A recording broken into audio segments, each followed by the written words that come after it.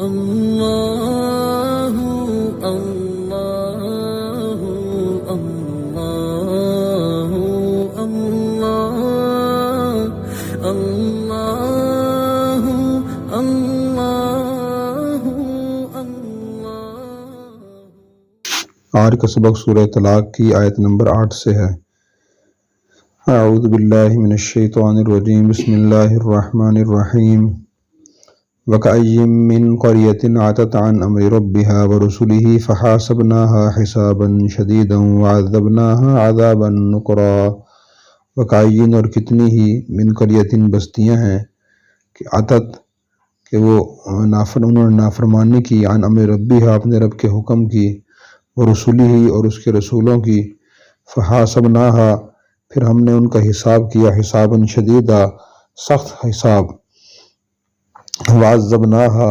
اور ہم نے انہیں عذاب دیا، عذابا نکرا بغیر دیکھا عذاب، فذاقت پھر انہوں نے چکھا، وبال امرها اپنے کام کا، وکان عاقبت امرها اور ان کے کام کا انجام ہوا خسرا نقصان والا۔ اعد اللہ اللہ نے تیار کر رکھا ہے، لہم ان کے لیے، عذابا شدیدا سخت عذاب، فاتقوا اللہ اللہ سے ڈرو، یا اولی الالباب اے عقل والو، الذی وہ اللہ، الذین وہ لوگ، آمنوا جو ایمان لائے ہو، قد انزل اللہ بے شک اللہ نے اتاری ہے، الیکم تمہاری طرف ذکرہ نصیحت، رسولاً ایک رسول ہے، یتلو جو تلاوت کرتے ہیں، علیکم تمہارے سامنے، آیات اللہ اللہ کی آیات، بینات جو واضح ہیں، لیخرج الذین آمنوا تاکہ نکالیں ان لوگوں کو جو ایمان لائے، وعملوا الصالحات اور انہوں نے نیک عمل کیے، من الظلمات الی النور اندھیروں سے روشنی کی طرف، ومن یؤمن باللہ اور جو یقین کرتا ہے اللہ پر، ویعمل صالحا اور نیک عمل کرتا ہے، یدخلہ جنات تجری وہ داخل کرے گا اسے ایسے باغات میں جن کے نیچے جاری ہوں گی الانہار نہریں، خالدین فیہا ابدا وہ ہمیشہ اس میں رہیں گے، قد احسن اللہ یقیناً اللہ تعالیٰ خوب دے گا، لہو اسے رزقاً اچھا رزق، اللہ الذی اللہ وہ ذات ہے، خلق اور اس نے پیدا فرمائے، سبع سماوات 7 آسمان، ومن الارض اور زمین نے بھی، مثلہن اتنی ہی، یتنزل الامر اترتا ہے حکم، بینہن ان کے درمیان، لتعلموا تاکہ تم جان لو، ان اللہ علی کل شیء قدیر بے شک اللہ ہر چیز پر قادر ہے، وان اللہ بے شک اللہ ایسا ہے، قد احاطہ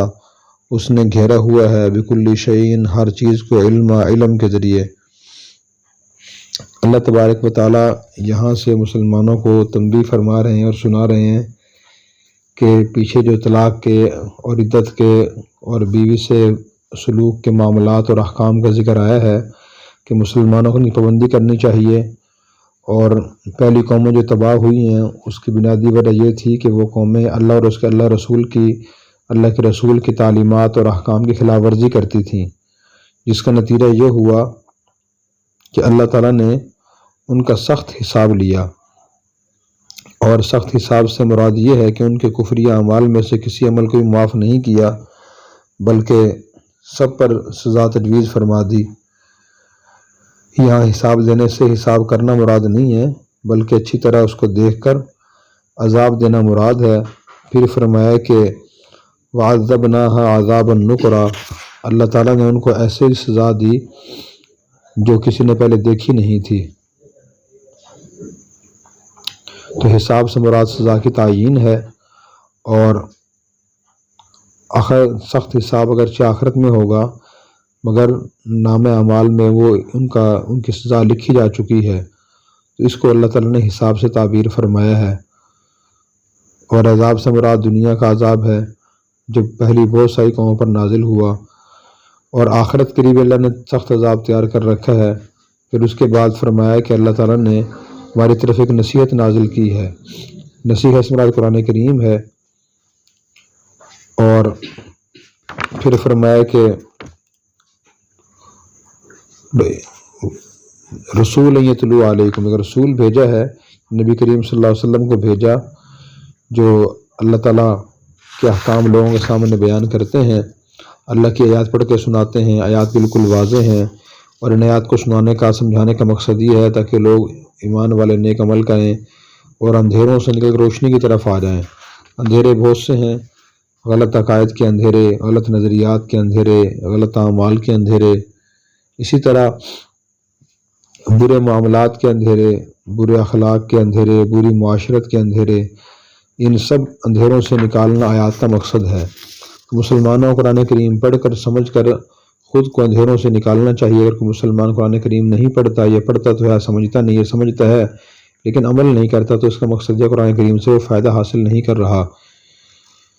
پھر اس کے بعد فرمایا جو آدمی بھی اللہ تعالیٰ کے احکام اور تعلیمات پر یقین کرے گا اور نیک عمل کرے گا تو اللہ تعالیٰ اس کو ہمیشہ کے باغات میں داخل فرمائیں گے اور انہیں بہت اچھے رزق عطا فرمائیں گے۔ پھر اس کے بعد فرمایا کہ اللہ تعالیٰ نے 7 آسمان پیدا فرمائے اور زمینیں بھی اتنی ہی پیدا فرمائی ہیں، مثلہن کے 2 مطلب مفسرین نے بیان فرمائے ہیں۔ ایک مطلب تو یہ بیان فرمایا کہ جیسے آسمان میں اللہ نے بڑی خیر و برکت رکھی ہے اور وہاں فرشتے آباد ہیں، اس طرح زمین بھی بڑی برکت والی ہے اور اس میں انسان اور جنات آباد ہیں، دوسری مخلوقات اس میں آباد ہیں۔ تو مثلہن کا مطلب یہ ہے کہ زمینیں بھی آسمان کی طرح آباد، ایک زمین بھی آباد ہے آسمانوں کی طرح۔ اور دوسرا مطلب مفسرین نے یہ بیان فرمایا جیسے آسمان 7 ہیں اسی طرح زمینیں بھی 7 ہی ہیں، لیکن پھر یہ 7 زمینیں کہاں کہاں ہیں، کس جگہ ہیں، ان کی شکل و صورت کیسی ہے، یہ اوپر نیچے ہیں یا ان کا مقام کہاں ہے، قرآن کریم اور حدیث میں اس کی تفصیلات نہیں ہیں۔ اور ان میں زمین مخلوق کون سی مخلوق آباد ہے، ان میں فاصلہ کتنا ہے، ہوا و فضا وغیرہ ان کی کیسی ہے، اور یہ زمینیں اس سے ملی ہوئی ہیں، علیحدہ ہیں۔ تو قرآن ایسی حدیث میں ذکر نہیں ہے، جو بعض حدیث میں ذکر بھی ہے، ائمہ کا اختلاف ہے، بعض نے حدیث کو صحیح قرار دیا ہے اور بعض نے حدیث کو موضوع منگڑت قرار دیا گیا ہے۔ اور صحیح جامع ترمذی میں ایک حدیث ہے، اس کا مفہوم بھی یہی ہے، لیکن دوسری ایک حدیث سے بھی معلوم ہوتا ہے کہ زمینیں 7 ہیں۔ قرآن کے وہ حدیث یہ ہے کہ حضور صلی اللہ علیہ وسلم نے فرمایا کہ جو شخص دنیا میں کسی ایک بالش برابر زمین پہ ناحق قبضہ کرے گا تو اللہ تعالیٰ قیامت کے دن اسے 7 زمینوں کا طوق پہنائیں گے۔ وہاں بھی 7 زمینوں کا لفظ ہے اور اس سے معلوم ہوتا ہے کہ زمینیں 7 ہی ہیں، لیکن ان کی تفصیلات اور کیفیات کسی سی حدیث میں نہیں ہیں اور نہ ہی ہمیں ان کی جاننے کی ضرورت ہے، اس لیے کہ قرآن قبر حشر میں ہم سے اس کے بارے میں سوال نہیں ہوگا۔ مفسرین نے یہ اصول بیان فرمایا ابہموا ما ابہمہ اللہ، کہ جس چیز کو اللہ تعالیٰ نے ہم غیر واضح چھوڑ دیا ہے ہم اس میں ہم چھوڑ دیں، اس کی تحقیق و تفتیش میں نہ پڑیں۔ اگر اس کی تحقیق ضروری ہوتی تو اللہ تعالیٰ خود اس کی وضاحت بیان فرما دیتے۔ پھر اس کے بعد امر بینہن، اللہ کا حکم ان 7 آسمانوں اور 7 زمینوں کے درمیان نازل ہوتا رہتا ہے۔ پھر حکم الہی کی 2 قسمیں ہیں، ایک تشریعی حکم ہے جس کے بندے اور جنات مکلف ہوتے ہیں کہ یہ کہاں چیز حلال ہے، یہ حرام ہے، جائز ہے، ناجائز ہے، یہ انبیاء علیہ السلام کے ذریعے بھیجے جاتے ہیں احکام، اور انسان جنات کے لیے ہوتے ہیں جن کا تعلق عقائد، عبادات، اخلاقیات، معاملات، معاشرت کے قوانین سے ہوتا ہے۔ ان پابندی کرنے سے ثواب ملتا ہے، انہیں خلاف ورزی کرنے سے عذاب ہوتا ہے۔ دوسرے احکام تکوینی ہوتے ہیں، یعنی تقدیر الہی کو نافذ کرنے سے متعلق احکام ہوتے ہیں، جس میں کائنات کی تخلیق اور اس کے تدریجی ترقی اور اس میں کمی بیشی اور موت و حیات داخل ہیں۔ یہ احکام تمام مخلوقات الہیہ پر حاوی ہیں اور اللہ تعالیٰ کے ہر طرح کے احکام نازل ہوتے ہیں۔ تو ہمیں اس کا ذمہ دار بنایا گیا ہے کہ ہم اللہ کے جو تشریعی احکام ہیں، ہر چیز سے متعلق، ہر وقت سے متعلق، ہر کام سے متعلق، ان کو جان کر اس کے مطابق عمل کرنے کی کوشش کریں۔ پھر اس کے بعد فرمایا کہ وَأَنَّ اللَّهَ عَلَىٰ كُلِّ شَيْءٍ قدیر، کہ اللہ تعالیٰ ہر چیز پر قادر ہیں اور اللہ تعالیٰ نے ہر چیز کو اپنے علم کے ذریعے گھیرا ہوا ہے، اس لیے اللہ تعالیٰ کی اطاعت کرنی چاہیے اور اللہ تعالیٰ کے ہر قسم کے احکام کو جان کر ان کو اپنانے کی کوشش کرنی چاہیے۔